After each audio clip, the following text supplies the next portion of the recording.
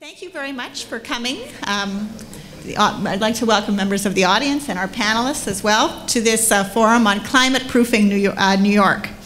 So we're here to discuss today what New York should do to prepare for climate change. There's now widespread recognition that climate change is occurring and that it's going to continue to occur regardless of whether we reduce our greenhouse gas emissions. And in the wake of Hurricane Sandy, there's been much discussion about what New York needs to do to prepare itself for climate change. So today we've got a panel of experts who are here to hopefully talk to us and enlighten us about ideas for adapting New York to deal with climate change.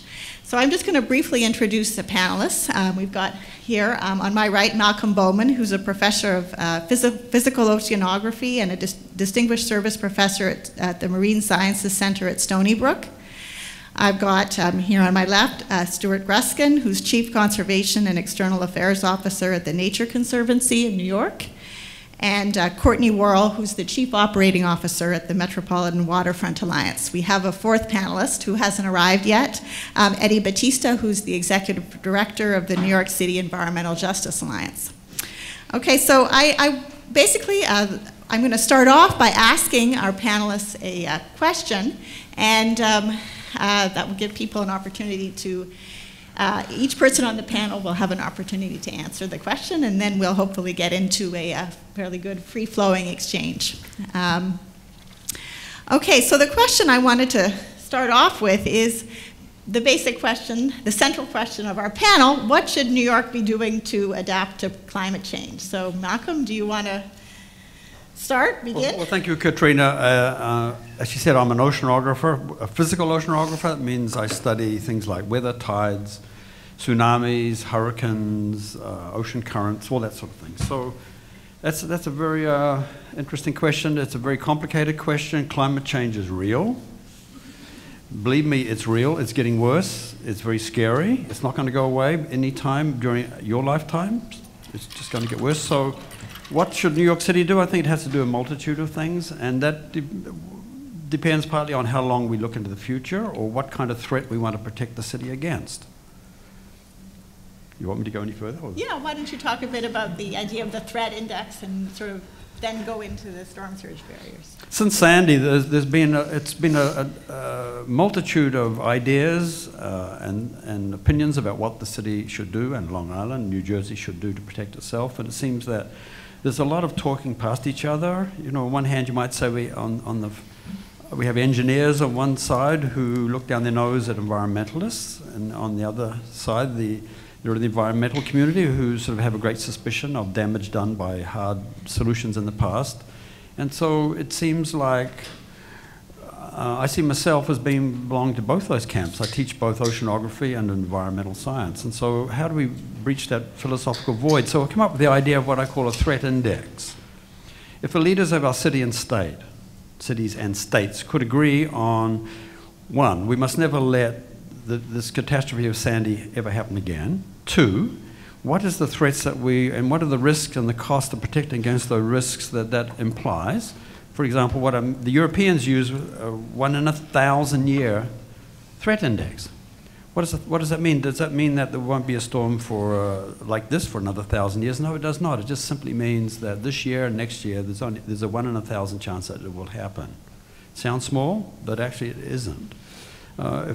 We can think of that as the gold standard. If that's too much for people to get their heads around, well, what about a 1 in a 500-year storm threat? And then we can work our way down. 1 in 250 years, 1 in 100 years. You might say Sandy and Irene were 1 in 100-year storms. Then 1 in 50, 1 in 25, and there are different solutions in different places for all those threats. So I think the leaders, by that I mean Cuomo, I mean Bloomberg, I mean Christie, if they could agree, like the Europeans have done, one, it must never happen again, and two, we will protect our beloved cities against a 1 in 1,000-year storm, then we can start talking about how to do that. And did you want to maybe talk a bit about the storm surge idea? These are the... Okay. Very quickly, this is what's called a worst-case scenario for flooding of Metro New York. Can you read that from where you are? under a hypothetical category 4, a bit unrealistic category 4, this latitudes, hurricanes start in the tropics, they fade away as they go north. But this could be the picture that a category 2, say 25, 50 years from now might look like. The blue areas are areas that are prone to flooding, and it's not surprising, it's those areas that are very low lying. New York City, Metro New York, is built on sort of marshy land, going back to colonial times. Do you want me to just change it?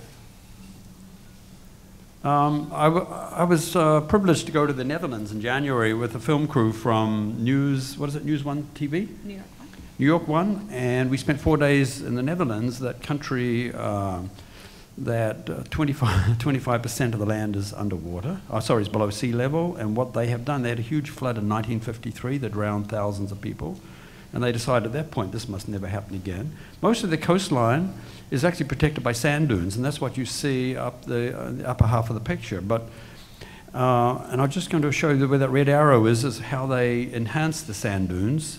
And then the ports and the industrial areas and the river mouths are protected by what they call storm surge barriers.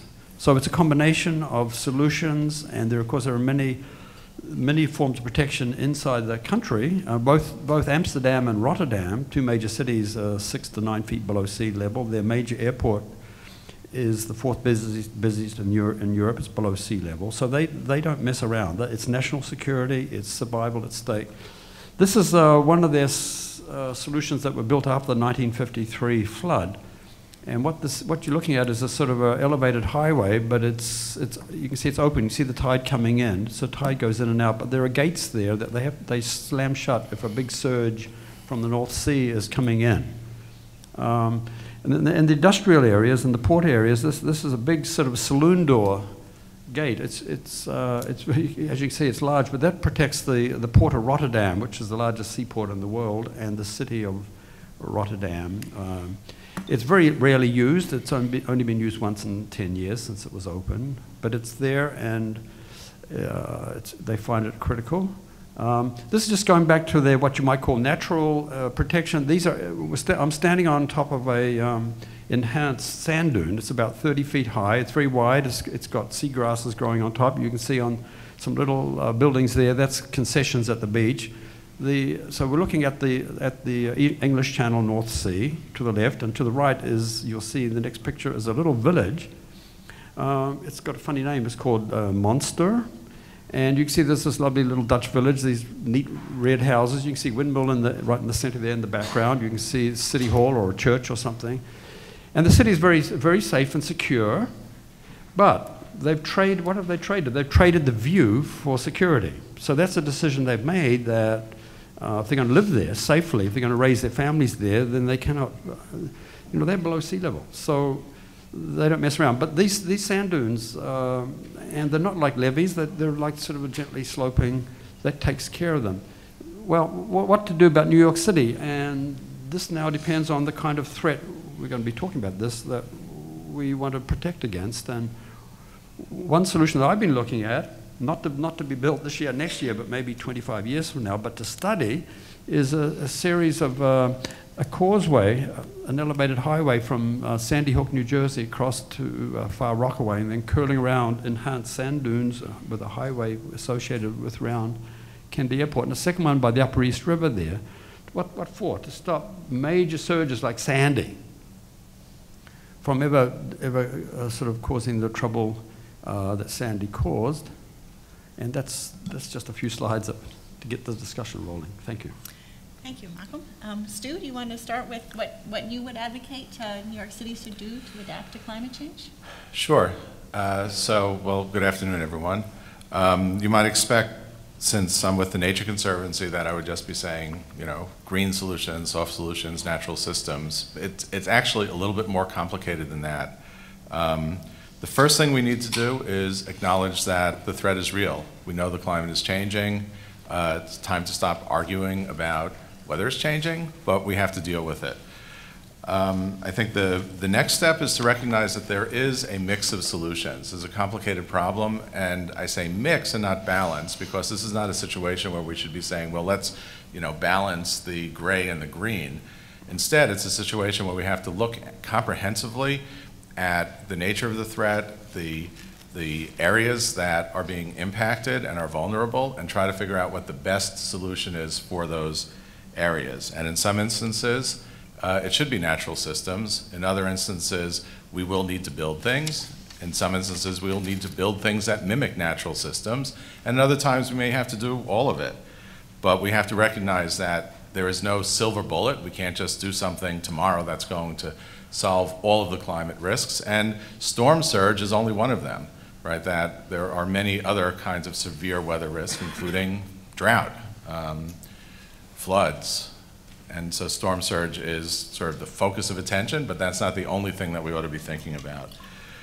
I think it's critically important, though, that we recognize that the natural systems approach has equal standing with built systems. And that is a change in the way of thinking, that traditionally people have looked at responding to these kinds of threats by building something. And what we have to do is acknowledge that the same forces of nature that could be causing this harm can also be used as a way of strengthening our communities and protecting us. So the starting point for the conversation has to be recognizing that all of the options are on the table for consideration. And that was, I think, one of the most significant conclusions in the 2100 Commission report, which I had the opportunity to work on. And this was right after Sandy. Governor Cuomo convened a commission that was comprised of primarily business leaders, leaders from energy, transportation, finance, insurance, and really only one or two environmental groups. And so the Nature Conservancy participated. And if you go and look, you could Google it, 2100 Commission, you'll find the report. And it does talk about the importance of these green solutions being of the same standing with the built solutions, and that flows into policy decisions and funding decisions. I think that we have to be careful that in our zeal to build something, right, we want to protect ourselves, that we recognize that building something is not always going to deal with all of the risks, and that we should not subordinate the other options because of the sense of security that we get. So for example, while a wall might help with the storm surge, it's not going to help if we get 14 inches of rain.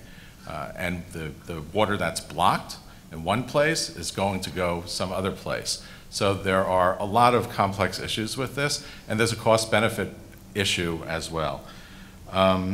We also need to put on the table the policy options. One of those now that's being talked about is the idea of a buyout where people want to be bought out, and recognizing that there are just some places that are too vulnerable for people to live, and we ought to be looking at our land use policies and determining whether is it a better use of public money to help people relocate in those places as opposed to building something that's likely to get washed away again. And then finally, it's really important that we provide tools and information and the ability to make better decisions to our community leaders. And one of the things the Nature Conservancy did was develop a web-based tool called Coastal Resilience that allows for modeling of things like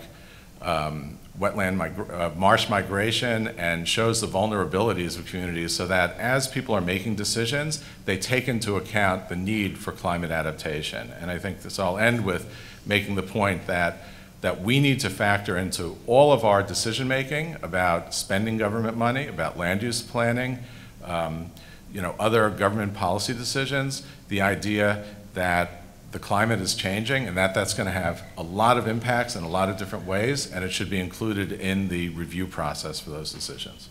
Okay, thanks. Eddie, do you want to? Sure. Before I begin, I wanted to thank NYU and Katrina for inviting me to speak. I'll be honest, when I first got the message that someone named Katrina was inviting me to talk about Sandy, I thought it was a gag, so I just wanted to thank Katrina for her patience in my reluctance in returning her call. I'm Eddie Bautista. I'm the Executive Director of the New York City Environmental Justice Alliance. That's a citywide coalition of community-based organizations from the city's most environmentally overburdened communities. We were founded in 1991 as the environmental justice movement started taking off in New York City. The alliance came together in part because even though each neighborhood was getting increasingly successful at their local environmental justice battles, mostly siting battles, what became clear was that the root causes of these issues were systemic. And in order for these community groups to be able to address the root causes and deal with city and state policies that were leading to not just disproportionate burdens, but lack of environmental amenities, we realized that we needed to kind of come together and fight from a united perspective. It's kind of like the Avengers, right? Those fights that Thor and Iron Man and Hulk can't fight. I'm gonna stop doing that joke. It falls flat every single time. I keep trying. I guess, stubbornness is also resilience. So I'm stubbornly trying to get laughs every single time with it. So our connection to this issue predates Sandy, predates Irene, predates the 3 tornadoes that hit Brooklyn, predates countless nor'easters, predates microbursts. Our connection goes back actually to the 90s. In the late 90s, New York City launched its a revision of its coastal zone management plan. In New York City, it's called the Waterfront Revitalization Program. The coastal zone management plan essentially divvies up the waterfront into like 4 basic areas, and the activities allowed in those areas are measured against the coastal zone management plan. So if you're a developer looking to build something in an area that's designated a natural section of the waterfront, obviously you can't, right? There was a classification added to the working waterfront designation called significant maritime and industrial areas. And this one, okay. Trying to do the build up before I show them the slide. So for us, the concern about these designations were that the SMIAs, the significant maritime industrial areas, were essentially city policy sanctioning the clustering and concentration of the city's heaviest industrial and infrastructure uses. Now, let me preface what I'm about to say by saying, we're not, our movement is not an anti-industrial movement. On its surface, these designations were essentially industrial retention policies, and we consider ourselves very much industrial retention advocates as well. Partly because if you look at the kinds of jobs that the manufacturing sector offers, our opinion, our feeling is that it has to be some places in this town that working class people can still work and get paid a decent wage for a living. So, for example, the Economic Development Corporation did an analysis a few years ago, and of course it's a broad range of jobs that fall in this, but the bottom line is that the median annual income for manufacturing jobs in New York is about $60,000 a year. And so if you're looking at the kinds of work opportunities that communities that are not exactly college bound have at their disposal, 60 grand a year is not that bad, right? But we're also staunch environmental advocates, and we believe that this paradigm of economic development means environmental sacrifices. An old paradigm, it no longer works, can't work, and that in fact environmental protection and economic development are not only not inconsistent, but in fact need to coexist, right? So we started looking at these significant maritime industrial area classifications, and we started trying to develop reforms for these designations to be thoughtful, so that we're not looking at, again, codifying the disproportionate environmental burdens that these communities had faced for years. But if you remember who was running New York City in the late 90s, I will say that the only thing the Giuliani administration was more hostile to than environmental protection was civil rights. And you try to combine those two things and we were dead in the water. So, and of course, we weren't able to win our SMI reforms. Fast forward 10 years, Bloomberg administration launches its next revision, the Coastal Zone Management Plan. And with a more enlightened administration, one that's obviously committed not only to public health, but sustainable environmental practices, we thought we would have another shot. And so we started looking at the SMIAs, but what we had in 2010 that we didn't have in the late 90s were climate change analyses and toolboxes. So this is what we found. This is a map, obviously, of the city's waterfronts, and the dotted lines that you'll see are the city's significant maritime and industrial areas. There are 6 of them. From top to bottom, it's the South Bronx, Newtown Creek, which, by the way, is one of the 2 recently designated federal Superfund sites in New York, Brooklyn Navy Yard, Red Hook, Sunset Park, and North Shore of Staten Island. What was, I guess, probably in hindsight shouldn't have surprised anyone, but what was stunning to us was how every single one of these significant maritime industrial areas were vulnerable to storm surges. The orange that you see are our GIS overlays on top of the SMIAs.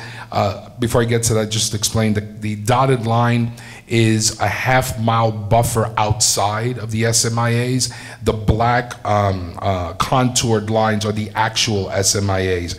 We decided to do an additional buffer to kind of look at, we just use the usual kind of SECRA, State Environmental Quality Review Act, standard for measuring environmental impacts. It's usually a half a mile, so we decided to see what it would look like if we drew a half-mile buffer around the SMIAs. The orange, the overlay that you see, the orange portions of the map, are storm surge projections based on the New York State Office of Emergency Management. And so, of course, as you can see, forget Category 4. Category 1, nor'easters, we're vulnerable, extremely vulnerable to all sorts of severe weather events. So we decided to go even deeper and start examining some of the states and cities' environmental databases. And what we did was these are all public databases. We started doing additional overlays, and we produced over 100 maps. If you're not, I'm only going to show you 2 more. This is a map of the SMI for the South Bronx. This is a map of those purple dots indicate the New York State Department of Environmental Conservation's database for chemical bulk storage. Basically, these are facilities that are permitted to handle up to 400,000 gallons of oil. About 17% of the city's entire these permitted facilities are located in the South Bronx, a community that has maybe 6% of the city's entire population. There are like I said, literally dozens of maps that show these clusters and how vulnerable they are to these SMIAs. I do want to point out that black square that you see, that is the Hunts Point Food Terminal Market, the nation's largest food distribution center. It's where I could throw all kinds of statistics. Let me give you one. 70% of the entire region's produce is handled through that spot. Right? Had the storm surge, had Sandy coincided with high tide for the New England, for the Long Island Sound, we would have seen a surge that would have overrun the South Bronx. And this is even according to the mayor's office, had the timing coincided just a little differently. And remember, look how close the Hunts Point Food Terminal Market is to those huge chemical storehouses. And that's just one database, folks. There are a lot of other heavy industrial uses there. If you think the fights over the gas lines were bad, try cutting off the food supply to the region. This is serious stuff. And, well, let me just skip. Did we give you the whole? This is just a map of the entire breakdown of census population, essentially of the number of New Yorkers that live within a half mile and are vulnerable to storm surge in the SMIAs. It's about 622,000 New Yorkers. Of those, 433,000 are people of color. We've got a bunch of other, linguistically isolated seniors. There's a number of other vulnerable population indicia that maps, and as I guess no surprise to anyone, closely to this. This is a map of the storm surge as it hit the Red Hook SMIA. If you guys know Brooklyn, these are the warehouses across the street from Fairway. As you could tell, these are daylight hours. You could see there are lampposts, street lights, and usually where the bay ends is right at the end where you see that walkway in the back. Again, daylight hours, and this is hours before the worst of Sandy hit. As you can see, the storm surge is sweeping through what is a building that has about 98% occupancy rate of mostly light manufacturing uses. I'll stop there, but from our perspective, the issue of storm surge represents, when you look at from an environmental justice perspective, a clear and present danger that we've been urging the city since 2010 to grapple with. Thank you. Okay, thank you. Courtney, what do you advocate the city should do to adapt to climate change? All right, well, let me just do a little introduction. I'm Courtney Worrell from the Metropolitan Waterfront Alliance. We're an organization with over 700 businesses, consulting firms, volunteer organizations, and nonprofits that are all committed to the revitalization of the New York City waterfront. So we've, just like Eddie, we've been working on this for a long time. And in terms of what the city can do, I just want to put a plug in the question about what the city should do about climate change. I won't talk about this extensively at all, but I want to make the plug for mitigation and adaptation going hand in hand. So that, I think that's very important. And in terms of what New York City should be doing about storm surges and coastal flooding related to hurricanes or other types of events, one thing is that we're very encouraged by the work that New York City is doing right now. They have committed to a program called the Special Initiative for Rebuilding and Resiliency. Mayor Bloomberg announced it a few weeks after the hurricane hit, and the final report will be coming out in May. And we've gotten a little preview of it, and it looks like it's been done very, very well. I think one of the reasons why it's done well is that it's involved an enormous amount of staff time. The New York City has reorganized itself for this temporary project, and many people at the top level of agencies in the city have been working on it. And the reason why that's important is it's a very complex problem, and we have to have, when you're working on a complex problem, good minds need to have enough time to think about it and figure it out. The agencies have also been talking to each other, and that's a very important thing. We have siloed agencies in the city, just like we do everywhere, and they need to know what the other person is doing. They need to know what expertise there are in other agencies and what can be done. That looks like that's been happening very well. We also know that the city has been talking to a lot of organizations such as Nature Conservancy, Eddie's Group, and others to find out what their best ideas are for coastal flooding. So what we know from what the city wants to commit to, at least now, the funding though is a big question, how to pay for all this. But there's a commitment to a very wide range of solutions. Everything from a few seawalls that they're thinking about near the Rockaways, but also many green solutions, and something also, which is pretty interesting, removable flood walls. There's a couple companies that do make flood walls that can be installed in anticipation of a storm, and that way they don't ruin the quality of life or the look of a neighborhood. And the question, though, with flood walls that are removable is where to store them, who installs them. It's a similar problem that the police department has with installing police barricades during parades and that type of thing. So it takes an entire infrastructure to do that, but that's one solution. So anyway, we're really encouraged by what we see. I think that one of the larger recommendations that we've had for a long time, and that is now even more apparent, is the city does need better governance of the waterfront. And with this plan that's going to come out in May from the city, it's clear that there's a question of who's going to implement it, who's going to put this in place. There's not one agency committed to climate change. There's no one agency committed to the waterfront. So we've been advocating for a long time for a Department of the Waterfront for New York City, where most of the waterfront jurisdictional issues, maintenance, repair, long-term planning can go into one agency, and there can be